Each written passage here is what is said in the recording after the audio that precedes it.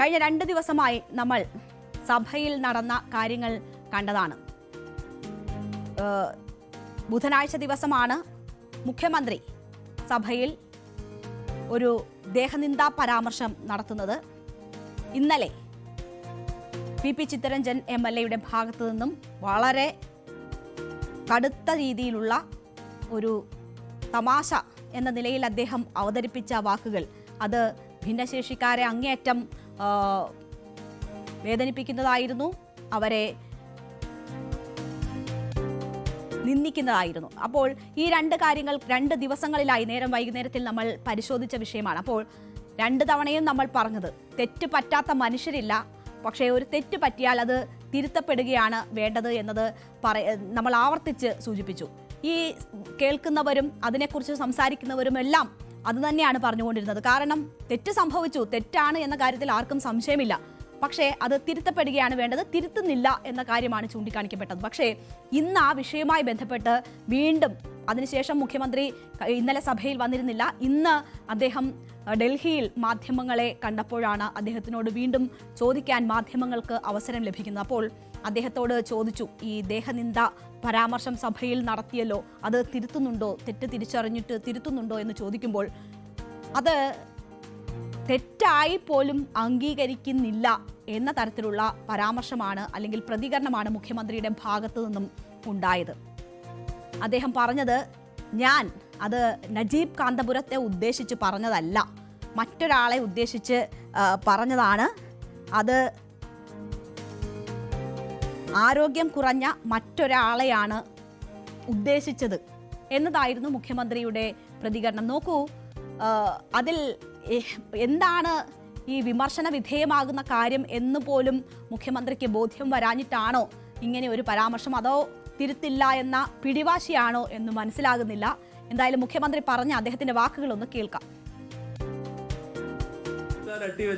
അത്രയും എന്താ അർത്ഥം? അതൊരു കാറ്റ് വന്നാൽ തന്നെ വീണ് പോകും.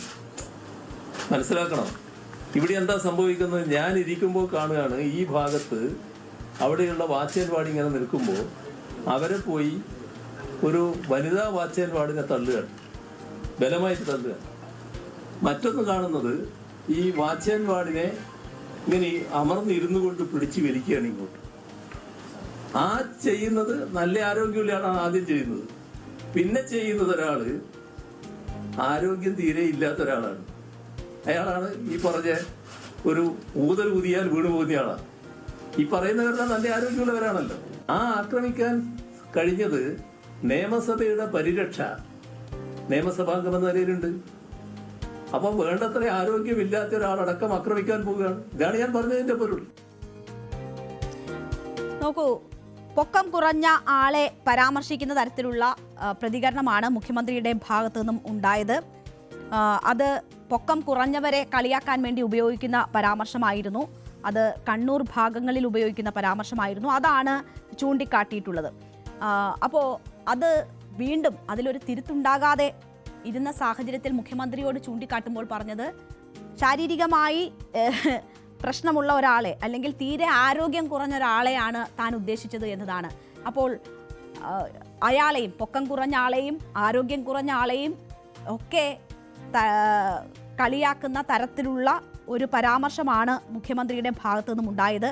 അത് ആവർത്തിച്ച് ആവശ്യപ്പെട്ടിട്ട് പോലും അദ്ദേഹം തിരുത്തുന്നില്ല എന്നതാണ് പ്രശ്നമായിരിക്കുന്നത്.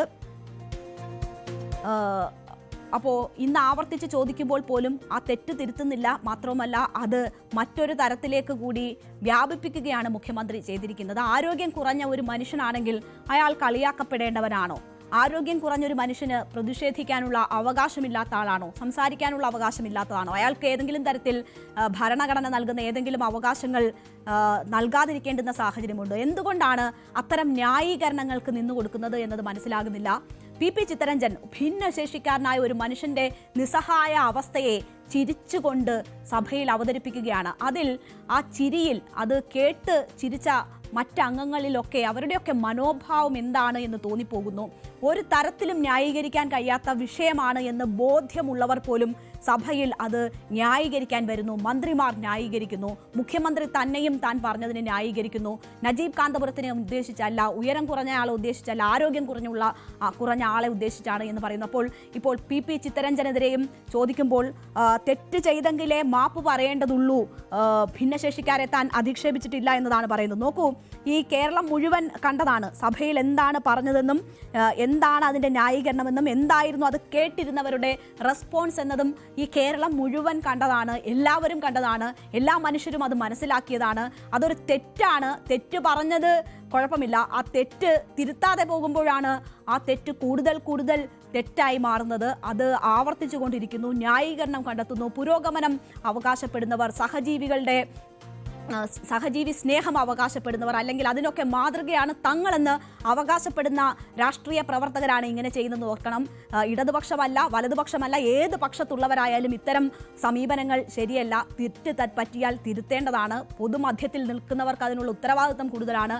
ഇവരൊക്കെ മാതൃകകളാണ്, ഇവരെ പലരും മാതൃകയാക്കുന്നവരാണ്. മുഖ്യമന്ത്രി, ഒരു സംസ്ഥാനത്തിന്റെ മുഖ്യമന്ത്രി എന്ന് പറയുമ്പോൾ ആ മുഖ്യമന്ത്രിയെ, ആ വ്യക്തിയെ, അദ്ദേഹത്തിന്റെ സ്ഥാനത്തെയൊക്കെ മാതൃകയായി കാണുന്ന എത്ര മനുഷ്യരുണ്ടാകും. അപ്പോൾ പലർക്കും ഇപ്പോൾ കേൾക്കുന്നതിൽ പോലും ചിലർക്കെങ്കിലും ഇതിലെന്താണ് തെറ്റ് എന്നൊക്കെ തോന്നിപ്പോകുക, ഇത് സാധാരണമല്ലേ എന്നൊക്കെ തോന്നിപ്പോകാം. പക്ഷേ അതൊരു തെറ്റാണെന്ന ബോധ്യമുണ്ട്. അത് തെറ്റാണ് എന്നത് അക്സെപ്റ്റ് ചെയ്യുമ്പോഴാണ് ഇത് കൂടുതൽ ആളുകളിലേക്ക് ഈ സന്ദേശം എത്തുകയും കൂടുതൽ പേർ ആ തിരുത്തിന് തയ്യാറാവുകയും ചെയ്യും. രാഷ്ട്രീയമായി ശരിയല്ലാത്ത, പൊളിറ്റിക്കലി ഇൻകറക്റ്റ് ആയിട്ടുള്ള പ്രയോഗങ്ങൾ നമ്മൾ മാറ്റുകയാണ്. അങ്ങനെയാണ് നമ്മൾ നേരത്തെയൊക്കെ ചെയ്തിട്ടുണ്ട് എന്നത് ആ തെറ്റ് തുടരാനുള്ളൊരു ന്യായീകരണമല്ലല്ലോ. അപ്പോൾ ഇങ്ങനെ മാതൃക സൃഷ്ടിക്കേണ്ടവരാണ് ആദ്യം ആ തിരുത്ത് വരുത്തേണ്ടത്. അതില്ലാത്തത് വലിയ കഷ്ടമാണ്, വലിയ മോശമാണ്. അത് തിരിച്ചറിവുണ്ടാകണം. അത്തരം തിരിച്ചറിവുകൾ അവർക്ക് തന്നെ ഉണ്ടാകട്ടെ എന്നേ പറയാനുള്ളൂ. എന്തായാലും പി ചിത്തരഞ്ജനും സ്വയം അതിനെ ന്യായീകരിക്കുകയാണ്. ആരെയും അധിക്ഷേപിച്ചിട്ടില്ല എന്ന് പറഞ്ഞ് ന്യായീകരിക്കുകയാണ്. ആ പറഞ്ഞവർക്കും കേട്ടവർക്കും അതിനെ ഡെസ്കിലടിച്ച് സപ്പോർട്ട് ചെയ്തവർക്കും അതിൽ ചിരിച്ചവർക്കും എല്ലാം അതിൽ തിരുത്തു വരുത്തേണ്ടുന്ന ഉത്തരവാദിത്വം ഉണ്ട്. അതവർ സ്വയം തന്നെ ആലോചിച്ച് ചെയ്യേണ്ടതാണ്. ഒപ്പം തന്നെ പ്രതിഭ MLA കൂടി ഇന്ന് ഒരു കോൺട്രിബ്യൂഷൻ നടത്തിയിട്ടുണ്ട്. അത് ഒരു സദാചാര പ്രസംഗമെന്നോ നിർദ്ദേശമെന്നോ ഒക്കെ പറയാവുന്ന തരത്തിലുള്ള സമീപനമാണ് നടത്തിയിട്ടുള്ളത്. സ്വർണ്ണക്കടകളുടെ ഉദ്ഘാടനത്തിന് വരുന്ന നടിമാരുടെ വേഷവിധാനത്തെ കുറിച്ച് ആലോചിച്ചാണ് പ്രതിഭ ഇത്തവണ വാചാലയായിട്ടുള്ളത്. അവരുടെ വേഷവിധാനങ്ങൾ കാണാനെത്തുന്ന മനുഷ്യരുടെ മനോനില എന്താണ് എന്നൊരു ചോദ്യമാണ് പിന്നീട് അവരുടെ ഭാഗത്തു നിന്നും ഉണ്ടാകുന്നത്. വേഷവിധാനം എന്നത് ഓരോ വ്യക്തികളുടെയും അവകാശമാണ്. ആ അവകാശം ആണ് എന്ന ബോധ്യമൊക്കെ MLAക്കുണ്ട്. അത് അവസാനം പറഞ്ഞു നിൽക്കുന്നുണ്ട്. അത് ഇനി എനിക്കെതിരെ എന്തെങ്കിലും പറയുമോ എന്നൊക്കെയുള്ള സംശയമൊക്കെ പറഞ്ഞു വെക്കുന്നുണ്ട്. എങ്കിൽ പോലും പറയാനുള്ളതും ഛർദ്ദിക്കാനുള്ളതും മുഴുവൻ ഛർദ്ദിച്ചതിന് ശേഷമാണ് പ്രതിഭ അത് പറയുന്നത്. അതുകൊണ്ട് തന്നെ എന്താണ് പറഞ്ഞതെന്ന് നോക്കിയാൽ, കട ഉദ്ഘാടനത്തിന് ഉടുപ്പില്ലാത്ത സിനിമാ താരങ്ങളെ കൊണ്ടുവരുന്നതാണ് പുതിയ സംസ്കാരം എന്ന് പറയുന്നു. തുണി ഉടുക്കാത്ത താരം വന്നാൽ എല്ലാവരും ഇടിച്ചു കയറും. നിയമസഭാ മണ്ഡലത്തിലെ എരുവ എന്ന സ്ഥലത്ത് ഒരു സാംസ്കാരിക പരിപാടിയിലാണ് ഈ പരാമർശം എന്നത് ഓർക്കണം. സിനിമാ താരങ്ങളോട് സമൂഹത്തിന് ഒരുതരം ഭ്രാന്താണ്. എന്തിനാണ് അതെന്ന് മനസ്സിലാകുന്നില്ല. കട ഉദ്ഘാടനത്തിന് സിനിമാ താരങ്ങൾ, ഉടുപ്പിടാത്ത സിനിമാ താരങ്ങളെ ഉദ്ഘാടനത്തിന് കൊണ്ടുവരുന്ന പുതിയ സംസ്കാരം എന്തിനാണിത്? ഇത്രയും വായ്നോക്കികളാണോ കേരളത്തിലെ മനുഷ്യർ? തുണി ഉടുക്കാത്ത താരം വന്നാൽ എല്ലാവരും ഇടിച്ചു കയറും, ഇത് നിർത്തണം, തുണി ഉടുത്ത് വന്നാൽ മതി എന്ന് അവരോട് പറയണം. അപ്പോൾ എവിടെയാണ് സ്വർണ്ണക്കടയിൽ തുണി ഉടുക്കാത്ത താരം വന്നതെന്ന് നമുക്കറിയത്തില്ല. അവരവരുടെ ഇഷ്ടത്തിനനുസരിച്ചുള്ള വസ്ത്രം ധരിക്കുന്നു, അവർ വരുന്നു, അവരെ പങ്കെടുപ്പിക്കുന്നു. അങ്ങനെ ഏതെങ്കിലും വസ്ത്രം ധരിച്ചേ ഉദ്ഘാടനത്തിന് വരാവൂ എന്ന നിർദ്ദേശമില്ല. പ്രതിഭ സഭയിൽ പോകുമ്പോൾ ഇന്ന വസ്ത്രം ഇടണം എന്ന് പറഞ്ഞാൽ പ്രതിഭ എല്ലാ ദിവസവും ആ വസ്ത്രം ഇട്ട് വരുമോ? അപ്പോൾ പ്രതിഭ സഭയിൽ പോകുന്നത്, പരിപാടിക്ക് പോകുന്നതൊക്കെ അവർക്ക് ഇഷ്ടപ്പെട്ട വസ്ത്രങ്ങൾ ധരിച്ചുകൊണ്ടാണ്. അപ്പോൾ മറ്റൊരാൾ കട ഉദ്ഘാടനത്തിന് പോകുമ്പോൾ എന്ത് വസ്ത്രം ധരിക്കണം, കട ഉദ്ഘാടനത്തിന് വിളിക്കുന്നവർ അവർ ഏത് വസ്ത്രം ധരിക്കണമെന്ന് പറയണം തുടങ്ങിയ കാര്യങ്ങൾ പറയാൻ ഈ MLA ആരാണ് നിയോഗിച്ചിരിക്കുന്നത്, ആരാണ് ഇവർക്ക് ഈ അധികാരം കൊടുത്തിരിക്കുന്നതെന്ന് അറിയത്തില്ല. അവർ നിരീക്ഷിക്കുകയാണ്. അവിടെ ചെല്ലുന്നവർ വായി നോക്കികളാണ് എന്നത്. കട ഉദ്ഘാടനം ചെയ്യുമ്പോൾ ആ ഉദ്ഘാടനം ചെയ്യുന്ന ആളുണ്ടാവും, അവരുടെ ബന്ധുക്കളുണ്ടാവും, അവരുടെ പരിചയക്കാരുണ്ടാകും. അവിടെ താരങ്ങൾ വന്നാൽ അവിടെ അവരെ കാണാൻ വരുന്നവരുണ്ടാകും, അവരുടെ ഉപഭോക്താക്കൾ ഉണ്ടാകും, അവിടെ സ്വർണം വാങ്ങാൻ വരുന്നവരുണ്ടാകും. അങ്ങനെ പല വിധത്തിലുള്ള മനുഷ്യർ എത്തുന്ന ഇടമാണ് ഉദ്ഘാടനം നടക്കുന്ന ഇടങ്ങൾ. അപ്പോൾ അവരെല്ലാം വായ്നോക്കികളാണ്, അവരെല്ലാം ആരെയോ തുണി ഉടുക്കാത്തവരെ കാണാനാണ് വരുന്നതെന്നൊക്കെയുള്ള നിഗമനത്തിലേക്ക് ഒരു MLA എത്തുകയും ആ സന്ദേശം ഇങ്ങനെ ഒരു സാംസ്കാരിക പരിപാടിയിൽ വിളിച്ചു പറയുകയും ചെയ്യുകയാണ്. എന്തൊരു ദാരിദ്ര്യമാണ്! വേറെ ഒന്നും പറയാനില്ല, വേറെ ഒന്നും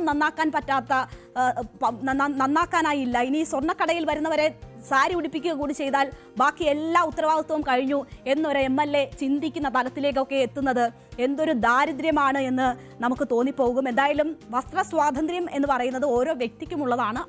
അവരവർക്ക് ഇഷ്ടപ്പെട്ട വസ്ത്രം ധരിക്കുന്നു. അത് അവിടെ ചെല്ലുന്നവർ നോക്കുന്നവരെല്ലാം വായ്നോക്കികളാണ് എന്നൊക്കെ പറയുന്നത് ആ കാഴ്ചപ്പാടിൻ്റെ കൂടി പ്രശ്നമാണ്. ഓപ്പോസിറ്റ് സെക്സിലുള്ള മനുഷ്യർ അല്ലെങ്കിൽ സ്വയം മനുഷ്യർ അങ്ങോട്ടും ഇങ്ങോട്ടും നോക്കുന്നതിലൊക്കെ എന്തെങ്കിലും തെറ്റുണ്ടോ എനിക്കറിയില്ല. അല്ലെങ്കിൽ ആരും നോക്കാത്തവരാണോ എന്നും അറിയില്ല. വായ്നോക്കികൾ എന്നൊക്കെയാണ് അവരെ വിളിക്കുന്നത്. താരങ്ങളെ കാണുമ്പോൾ, നമ്മൾ ആരാധിക്കുന്നവരെ കാണുമ്പോഴൊക്കെ മനുഷ്യർക്ക് അവിടെ ചെല്ലാനും കാണാനുമൊക്കെ തോന്നുന്നതൊരു തെറ്റൊന്നുമല്ലല്ലോ.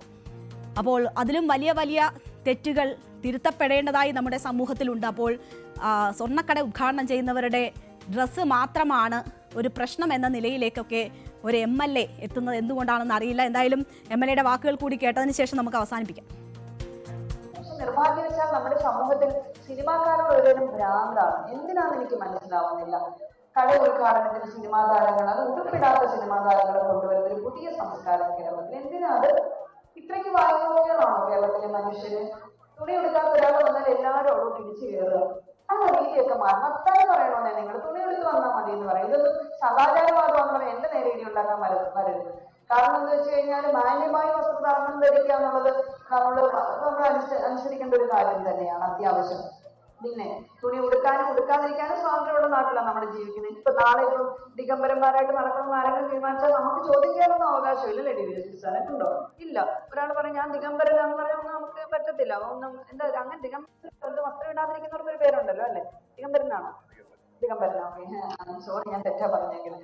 അപ്പൊ അതും സ്വാതന്ത്ര്യമാണ്. പക്ഷേ നമ്മൾ ചിന്തിക്കേണ്ട ഒരു കാര്യമുണ്ട്. എന്തായാലും സദാചാരം ഒന്നൊന്നും പറഞ്ഞ് എന്നോട് വരല്ലേ എന്നതാണ് യു പ്രതിഭ പറയുന്നത്. സദാചാരം കാണിച്ചാൽ അത് പറഞ്ഞാൽ അങ്ങനെ തന്നെ പറയാൻ പറ്റുള്ളൂ. ഇത്രയും ദാരിദ്ര്യമാണോ MLAക്ക് വേറൊരു വിഷയം കണ്ടെത്തി പറയാനില്ലാത്തതിൻ്റെ ദാരിദ്ര്യമാണോ എന്ന് കൂടിയേ ചോദിക്കാനുള്ളൂ. എന്തായാലും മറ്റൊരു ചാനൽ നടത്തുന്ന പരിപാടിയിൽ മോഹൻലാൽ ആങ്കറായി എത്തുന്ന പരിപാടിയെക്കുറിച്ചും വലിയ വിമർശനമുണ്ട്. ഒളിഞ്ഞുനോട്ടമാണ് ആ പരിപാടി എന്നതാണ് പറയുന്നത്. ദാദാസാഹിബ് പേര് പറയുന്നില്ല, പക്ഷേ ദാദാസാഹിബ് ഫാൽക്കെ അവാർഡൊക്കെ ലഭിച്ച അനശ്വര നടനാണ് അത് ചെയ്യുന്നതെന്നൊക്കെയാണ് പറയുന്നത്. അപ്പോൾ ബിഗ് ബോസ് എന്ന പരിപാടിയെക്കുറിച്ചാണ്, അതിനെക്കുറിച്ച് പലതരത്തിലുള്ള അഭിപ്രായങ്ങൾ അങ്ങോട്ടും ഇങ്ങോട്ടും ഒക്കെ വരുന്നുണ്ട്. കാണുന്നവർ കാണുന്നു, ആസ്വദിക്കുന്നു എന്നതിനപ്പുറം ഒളിഞ്ഞുനോട്ടം എന്നൊക്കെ പറഞ്ഞുള്ളൊരു പരാമർശം കൂടി നടത്തുന്നു. അത് പോട്ടെ എന്ന് വെച്ചാലും മറ്റുള്ളവരുടെ വസ്ത്ര സ്വാതന്ത്ര്യത്തിൽ കടന്നു കയറിയുള്ള ഈ സദാചാര പ്രസംഗം അത് അപലപിക്കാതെ യാതൊരു മാർഗവുമില്ല. ഈ MLAമാരൊക്കെ തിരുത്തട്ടെ, മുഖ്യമന്ത്രിയും തിരുത്തട്ടെ എന്ന് മാത്രമേ നമുക്ക് പറയാനുള്ളൂ.